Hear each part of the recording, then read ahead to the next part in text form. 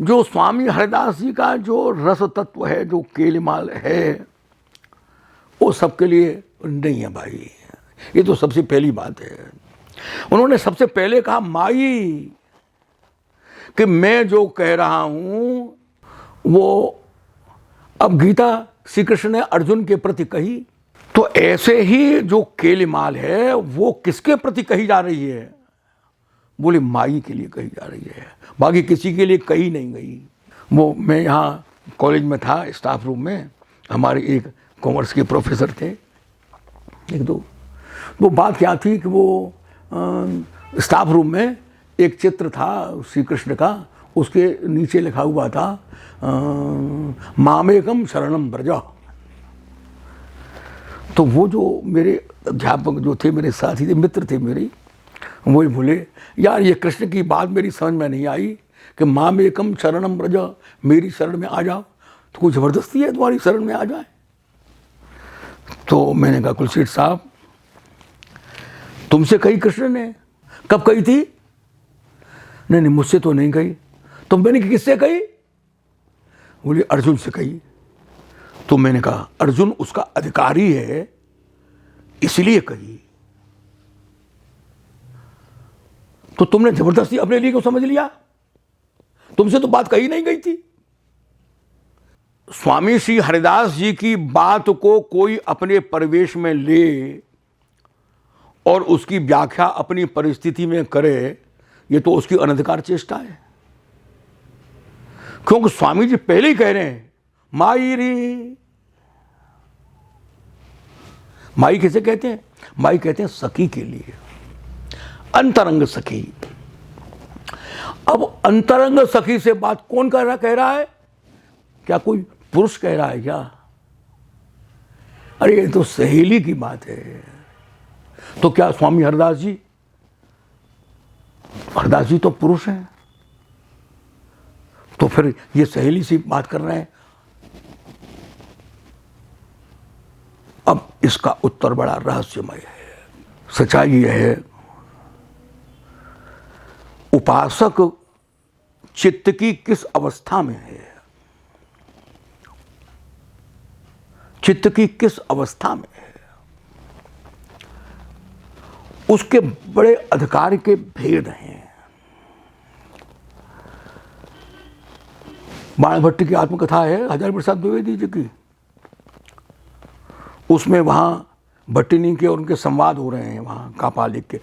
तो वहां वो जो आचार्य है, जो तांत्रिक है, उस तांत्रिक आचार्य जो है वो आने वाले दीक्षार्थी से पूछ रहा है पुरुष और नारी में भेद मानते हो? तो उसने कहा कि हाँ।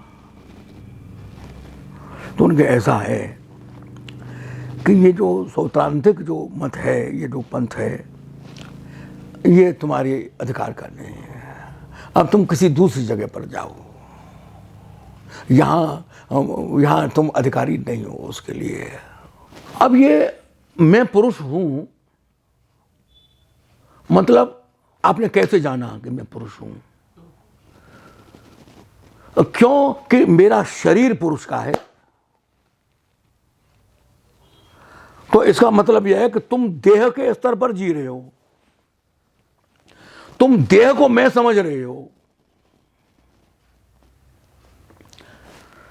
मैंने कहा मैं पुरुष हूं, पुरुष का क्या है तुझ में? तो बोले ये शरीर है। अरे यार, तो तू देह से बंध गया, तेरी चेतना देह से ऐसी बंध गई कि तेने देह को ही मैं समझ लिया। तू देह के स्तर से ऊंचा उठ नहीं पाया। तो भैया दैहिक उपासनाएं कर, तू राम राम राम राम कर, हनुमान चालीसा का पाठ कर। ये उपासना तेरे अधिकार की नहीं है। मैं को उदात्त बनाना होगा, चेतना के स्तर पर आना होगा। अंतःकरण चतुष्टय, मन बुद्धि चित्त और अहंकार। मन से बुद्धि और बुद्धि से चित्त है। तो जो चेतना के जो भेद है ना, तो तो वो जो दार्शनिक लोग हैं उन्होंने कोशों की परिकल्पना की, पंचकोशों की। अन्नमय कोश, प्राणमय कोश, मनोमय कोश, विज्ञानमय कोश, आनंदमय कोश।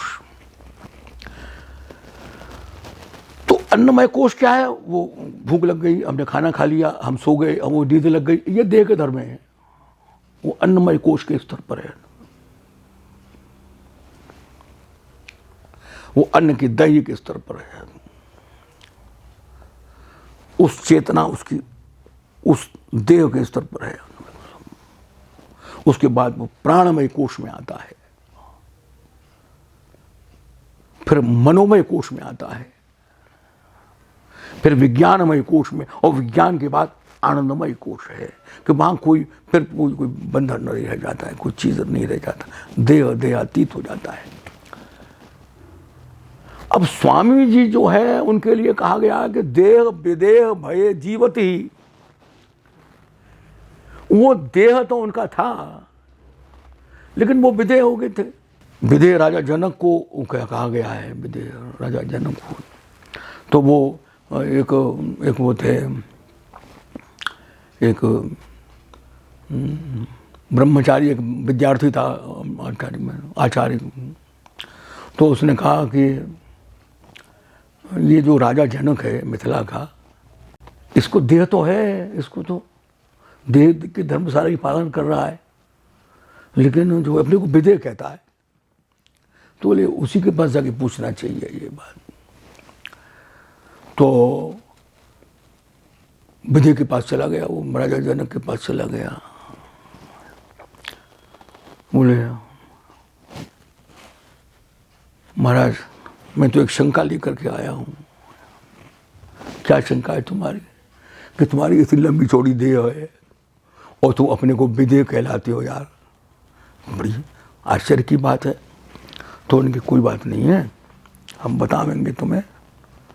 2 दिन तुम हमारे पास रहो और तुम हमारी जो अतिथिशाला है उसमें चले जाओ। वहाँ तो वहाँ उनका खूब भोजन छाजन में सब हुआ। रात को जो है उसको बुला के कहा सजाई मौत, तुमको मौत की सजा दी जाती है, वो चीचबड़ा मत करो, कल 12 बजे तुम्हारी मौत होगी। अच्छे आए इसे सवाल भरने के लिए, वो बेचारा कांपने लगा, वो बेचारा घबरा गया। तो दूसरा दिन हुआ, जब दूसरा दिन हुआ तो उसको भोजन कराओ। भोजन, तो भोजन में जो है वो जहाँ नमक डालना था वहाँ मिर्च डाल दी, जहाँ मिर्च डालनी थी वहाँ चीनी डाल दी, कुछ अंट संट भोजन बना दिया उसका। भोजन करो। वो बेचारे जैसे तैसे अपना भोजन भाजन कर करा लिया। अब वो राजा ने बुलाया उसको, हाँ ब्रह्मचारी जी, खीर में चीनी ठीक थी कि नहीं थी? कढ़ी में नमक ठीक था कि नहीं था? बोले राजा क्यों हमें परेशान कर रहे हो, हमें क्या खबर उसमें ठीक था कि नहीं था? बोले क्यों? बोले हमारी इंद्रियों ने काम करना बंद कर दिया है, हमें नहीं खबर कि नमक था कि नहीं था, चीनी थी कि नहीं थी। क्यों? कि महाराज 12 बजे तो हमारी जो है वो फांसी हमको लगनी है, हमारी इंद्रियां बेचारी क्या करेंगी? बोले ब्रह्मचारी तुम्हें कोई सजा फजा नहीं होनी है, सवाल ये है कि तुम्हारी मृत्यु और भोजन के बीच में 1 दिन का अंतर था, 24 घंटे का अंतर था, और तुम्हारी इंद्रियों ने काम करना बंद कर दिया। 24 घंटे का अंतर था। अच्छा, मुझे अपनी मृत्यु में 1 पल का अंतर भी नहीं मालूम पड़ता, पता नहीं दूसरे क्षण मृत्यु हो जाए। इसलिए विदेह कहते हैं कि मुझे देह की, मेरी इंद्रियां काम ही नहीं कर रही, मैं देह में नहीं जी रहा। तो विदेह का माने ये है कि वो इंद्रियां जो हैं वो इंद्रिय न रह जाएं। हमारी जो ज्ञान इंद्रियां हैं, ये संवेदना, इनका जो सेंस है, इनकी जो संवेदना है, माने आँखों का आनंद है सुंदर सुंदर देखना, जीभ का रस का आनंद है अच्छे अच्छे भोजन, स्वाद भोजन करना, बढ़िया बढ़िया पदार्थ ग्रहण करना, कान का जो संवेदना है उसका अच्छे संगीत सुनना, मधुर, है ना। तो इन जो इंद्रियां हैं ये उस सुख को ग्रहण करती हैं। और फिर हमने कह रहे हैं बड़ा आनंद आया, बड़ा सुंदर संगीत सुना, बड़ा आनंद आया, बड़ा दिव्य भोजन हुआ है? बड़ा आनंद आया, कैसा सुंदर दृश्य है, कैसा आनंद है। इसी प्रकार से जो इंद्रिय दूसरे दूसरे जो इंद्रिय हैं वो इंद्रिय द्वार से वो सुख आता है। देखिए बड़ा आनंद का अनुभव हुआ। ये आनंद का अनुभव किसने किया, किस द्वार से आया? ये इंद्रियों का आनंद इंद्रिय द्वार से आया। किस दरवाजे से आया था? इंद्रिय के दरवाजे से आया था। तो वो जो इंद्रियानंद है, वो जो इंद्रिय सुख है, बोले क्या उसको तुम रस कह रहे हो क्या? अरे भाई वो देह वाली बात तो बिसर गई ना। जब देह छूट गई तब वो इंद्रिया कहाँ रही बेचारी? जब देह ही नहीं रहे तो इंद्रिया कहाँ रहेंगी, है ना। तो भाई ये जो रस है, ये जो आनंद है, ये इंद्रिय द्वार से आने वाला रस नहीं है, क्योंकि इंद्रिय से आने वाला जो आनंद है वो तो खंडित है, क्षणिक है, क्षुद्र है। जैसे मैंने क्षुद्र अहम की बात परसों कही थी, ठीक वही बात इस आनंद के संबंध में है कि ये जो आनंद है ये क्षुद्र है, क्षणिक है, नश्वर है। इसलिए हमको देह के स्तर से, इंद्रिय के स्तर से ऊपर उठना होगा। पहली शर्त, अब पहली शर्त तो यही आ गई, देह विदेह भय जीवति। उपासना की बात बता रहा हूं स्वामी हरदास जी की। वो कहते ना माई री, जब तक देह से आबद्ध हो तब तक अपने को पुरुष समझ लोगे, बड़ी गड़बड़ हो जाएगी। तब नारी मन में संक्रमण करना है। अब इस रस देश की बात तो मैं फिर किसी दिन करूंगा। मैं यहाँ छोटी सी बात जो है वो मैं आपसे कह रहा हूं कि वो अभी लीला की बात है, ये घटना फटना नहीं है जो मुझसे तुम संसंबत पूछो। काल से बंधा हुआ है ही नहीं, लीला है वो, रास लीला। जो काल से बंधा हुआ समझ रहा है पागल आदमी है, बुद्धि का पराभव है। रास लीला हो रही है तो भगवान शंकर को वहाँ कैलाश पर्वत से मालूम पड़ा रास लीला हो रही, हम भी चलेंगे, हम भी देखेंगे, हम भी। और वे शंकर भगवान जो है वो वृंदावन में आए और वृंदावन में आकर के रास लीला देखने की उन्होंने उत्कट इच्छा प्रकट करी। दरवाजे पर गोपियाँ हैं, दरवाजे पर गोपियाँ को, महादेव बाबा यहाँ तो प्रवेश ही नहीं है, पुरुष का प्रवेश नहीं है।